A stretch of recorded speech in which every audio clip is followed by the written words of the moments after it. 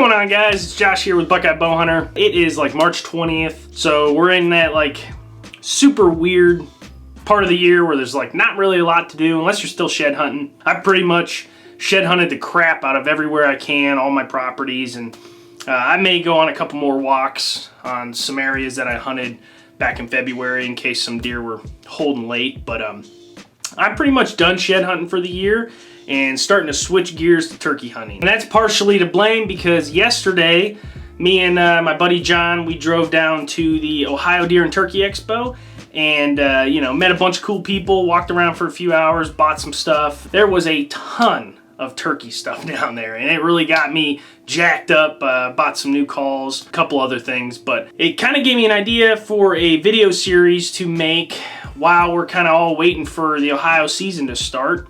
And it's gonna really be geared towards like the beginner turkey hunter or the beginner hunter. It's gonna be a 6-video series.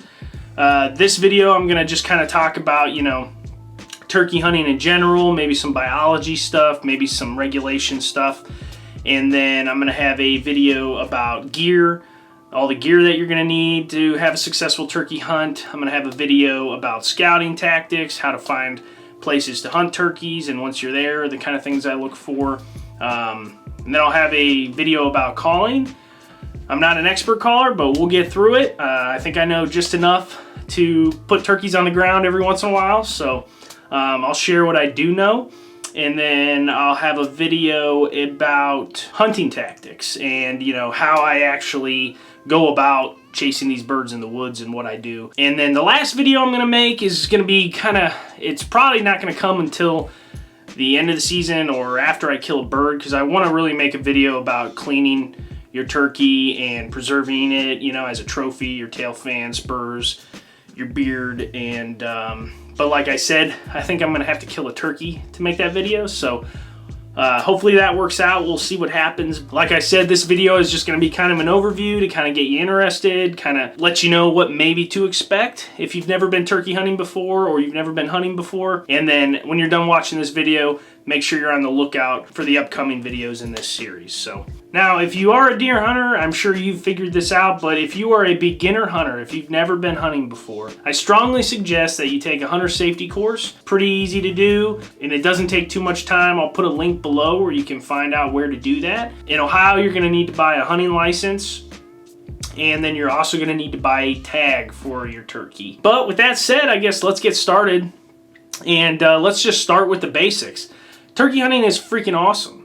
If you have never been turkey hunting before, maybe you've never hunted, maybe you are a deer hunter your whole life and you've just never gotten into it, you're missing out, guys, because turkey hunting is exhilarating, it's wild, it's a super cool bird, it's spring, it's warm out, and they taste freaking awesome. So I think it's a really good way, especially if you've never been hunting, it's a really good way to get introduced into the world of hunting. And if you're a deer hunter or a goose hunter or whatever you do, take your shotgun and put a turkey load in it and go turkey hunting this spring, man, because it is a blast. And like I said, they're delicious. That's probably my favorite part of turkey season is, turkey nuggets and turkey pasoli and all the good things that you can make with them. So wild turkeys are a weird bird too. They spend all day walking around on the ground. They look like they can barely fly, but they also roost in trees.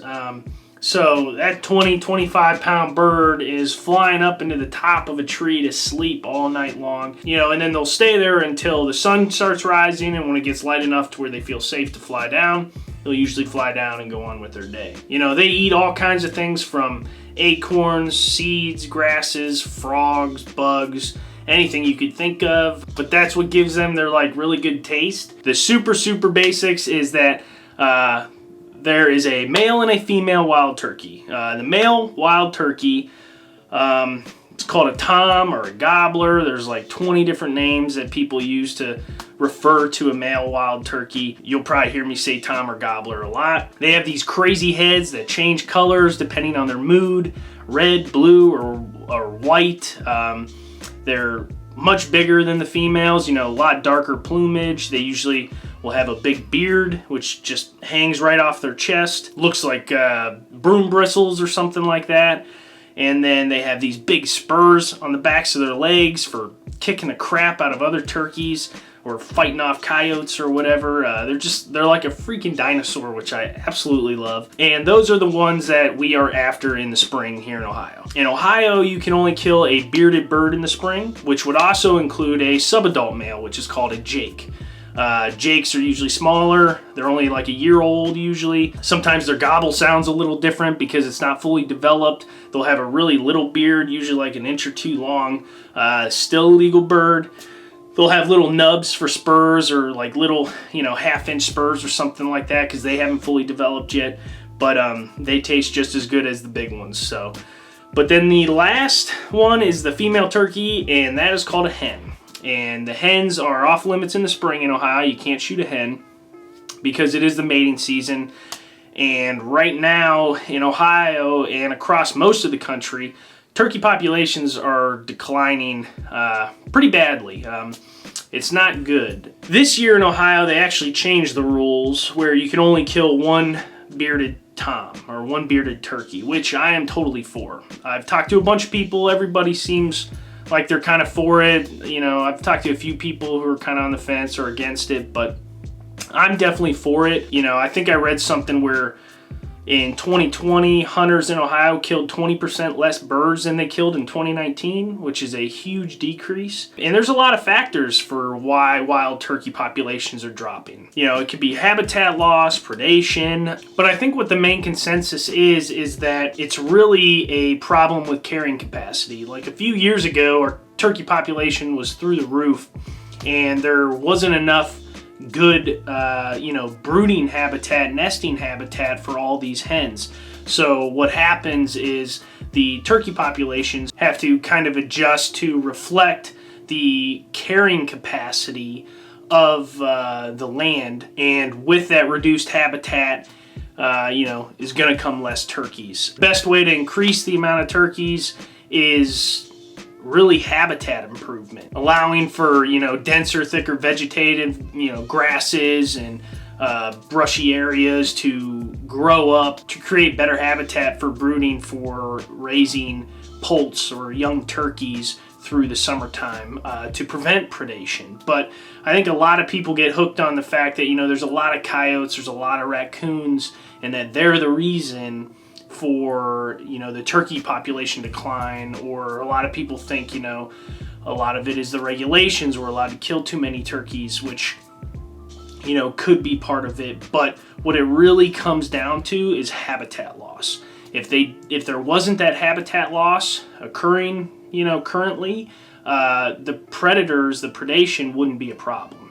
More of those poults would survive every year because they have safer habitat to live in, and they'd be able to hide from the coyotes and all that. And the hens would be able to hide their nests better from raccoons and possums and whatnot. But just to simplify it, I guess, the less habitat available for these turkeys, the less turkeys there are going to be. And it's probably not going to change too much unless there's a lot more habitat improvement going on to help out the population. It's not all bad though. I don't think the declining population is a reason to stop turkey hunting. The truth of the matter is that hunters and the money that comes from licenses and ammunition sales and all that helps pay for all of that habitat improvement. So essentially, the more hunters that we can get out in the woods, paying for licenses and tags and equipment and all that stuff, the more money that's going to be available for this habitat improvement, especially on public lands. So get out there, buy your tags, buy your hunting licenses, buy sporting goods equipment, because that does help in the long run. Reducing the bag limit to one bird is definitely going to help. It's going to allow for these birds to kind of recoup, and more breeding opportunities to happen, which means more eggs, which means more poults, which means more turkeys into the next year. If I kill my bird really early, it's super cheap to drive over to Pennsylvania and get a $100 tag and try and get another bird that way. In Ohio, The season's coming up pretty quick. It starts April 23rd, which is a Saturday. That's in the southern zone, which is, 90% of Ohio. The northern zone is like 3 or 4 counties, and that starts like a week later, I think. Make sure you guys double check all this stuff. But for the first week of the season, you can hunt from 30 minutes before sunrise all the way to noon, and then you're done. But then starting May 2nd for the southern zone, you're allowed to hunt all day, or until sunset at least, which is pretty cool. So I remember back in the day when I started turkey hunting in high school, you could only hunt until noon for the entire month of the season. And they've slowly added, more time every year, which is definitely a bonus for turkey hunters who are, maybe you work every morning and it's really hard to get out in the mornings, but you can get out in the evening. So that's pretty nice. But that half hour before sunrise is important. If you're ever wondering what that means, it's not sunrise. So if you type in Google, what time does the sun rise today, it's going to give you the time that the sun actually breaks the horizon and you can see it. You're allowed to hunt a half hour before it actually comes up over the horizon. And they do that because there's enough light before the sun actually pops over the trees for you to be able to see and make an ethical shot and do all that. So if you're ever wondering, the Ohio DNR has a bunch of charts that show you the sunrise times, and then all you do is just subtract 30 minutes from that, and then you have the time when you're legally allowed to start hunting. Same as deer season. Once you can hunt all day, it stops at sunset. They don't let you hunt that last half hour that you would normally get if you're bow hunting in archery season for deer.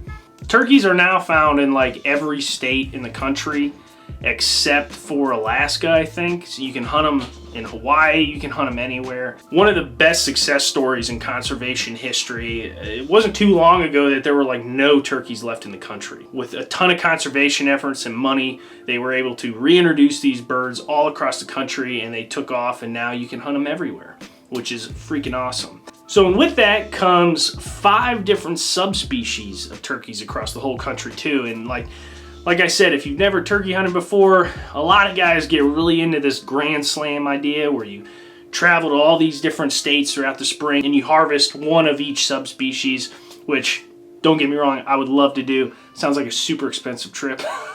But yeah, you got Easterns, which is what this whole series is kind of going to be about. That's what I hunt here in Ohio. That's probably the most prevalent subspecies of turkey there is. Most of, I would say, east of the Mississippi is all Eastern subspecies. Then you got really small populations of Osceola birds down in southern Florida.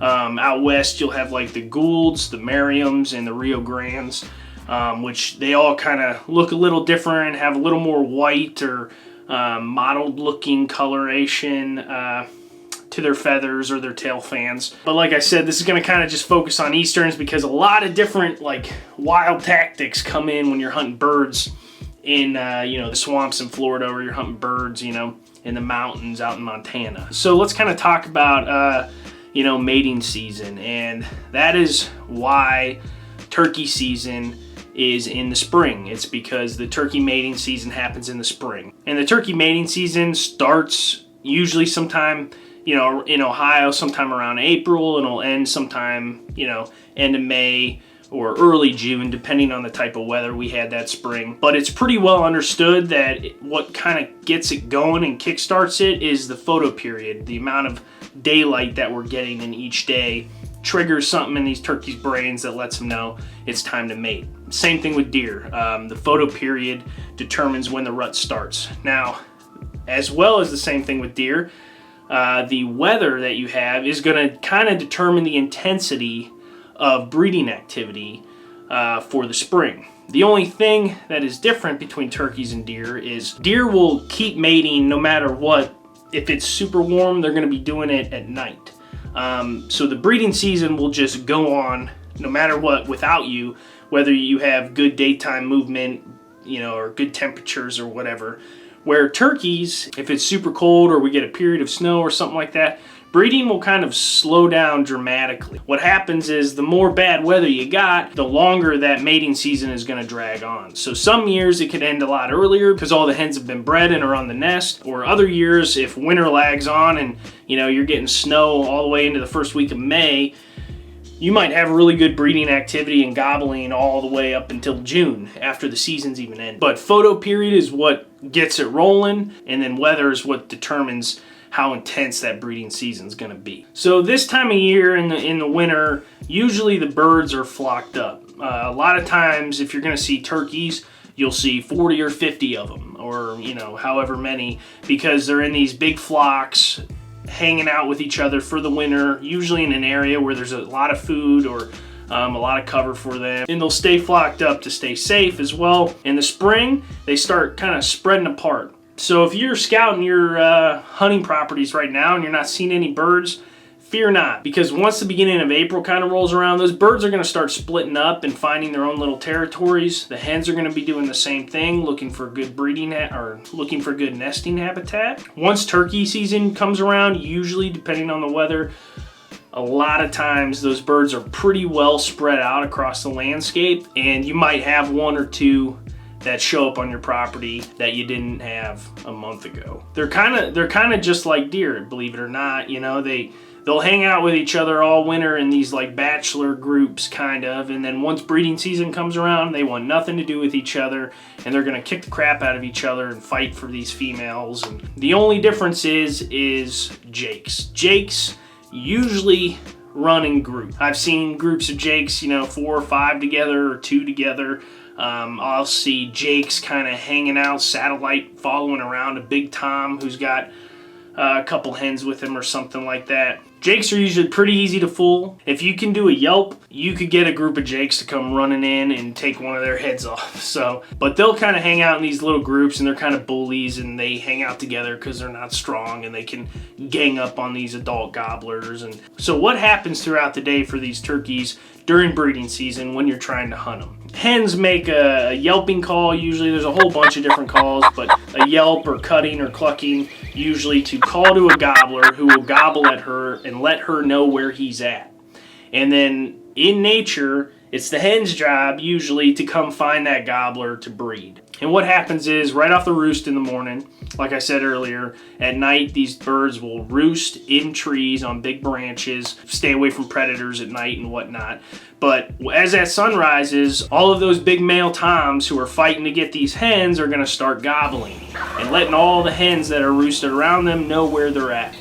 And usually what you'll see is about that fly down time, when the birds can see enough to fly down and feel safe, those toms will fly down and they'll hit some kind of strut zone, an area where they feel comfortable, they can see a long ways, they can spread out their tail fans and strut and let all the females see them. He'll start gobbling and letting those females know where he's at, and then those hens will come find him, and then they'll go off and mate somewhere.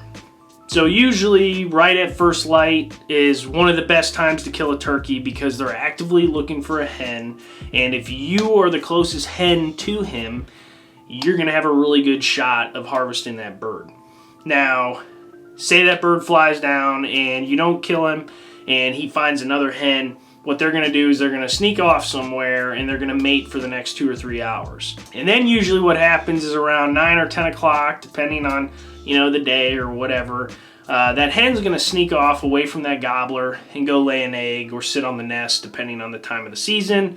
And then that gobbler's going to be alone and he's going to start gobbling again, looking for other hens. So usually that 10 o'clock to noon period is another really good time to put a gobbler down, because they're lonely and they're looking for another hen. If it's early in the turkey season and there's a lot of hens that haven't been bred yet or haven't been mated with yet, it can be a little harder to get on these birds because they don't have to move very far to find the next hen. Later in the turkey season, a lot of the hens have lost interest with toms at that point. It's a little easier to find a really lonely bird and get him to commit to your calling. So as a turkey hunter, what you're trying to do is kind of do the opposite of what nature is asking for, and that's act like a hen and get that gobbler to come to you. And that I will talk about in another video, because there's a lot of kind of strategy and finesse that goes along with that, which is what makes this, turkey hunting so fun. But then what generally happens, say, that bird finds another hen, they're going to go off and they're going to mate for a little while. You might get a hot spot in the middle of the afternoon, 1 or 2 o'clock, but usually by the evening, those toms are trying to eat and they're trying to rest because they're tired from mating all day, and they're kind of working their way towards the roost for the night. They're going to roost, and then they're going to do the whole thing over again the next day. So as a turkey hunter, your job is to get in there and trick that tom with your calls or set up. There's a million different ways to go about it. I like to run and gun, which I will get into that in another video as well. So the last thing I want to talk about, just to keep this video short, is I just want to talk you into trying this if you're on the fence. Like I said in the beginning, if you've been hunting your whole life but you've just never turkey hunted, or you've never hunted at all, turkey hunting is awesome. It's one of my favorite things to do. If you ask me what I like better, deer or turkey, it depends on the time of the year. That's what I'm going to tell you. If it's spring, I'm going to pick turkey every time.